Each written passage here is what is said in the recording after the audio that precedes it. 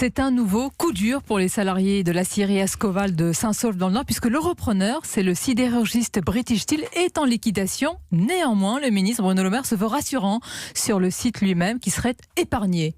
Ouais, moi je crains que Bruno Le Maire soit rassurant parce qu'on est à 3 jours des élections ou 4 jours du scrutin. En réalité, c'est très inquiétant. Et c'est très inquiétant comme à chaque fois, on a un site industriel qui menace d'être fermé, à la clé des centaines de salariés qui risquent d'être sur le carreau.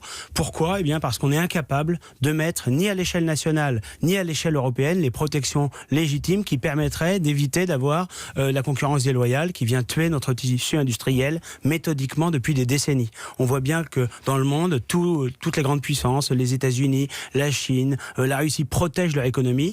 L'Union européenne, la promesse de l'Union européenne, c'était on va faire à l'échelle continentale les protections qui existaient avant à l'échelle nationale. On a supprimé toutes les protections, aussi bien nationales qu'européennes. L'Union européenne s'engage toujours plus loin dans le libre-échange, dans l'abaissement des barrières douanières. On a un dumping social, un dumping environnemental.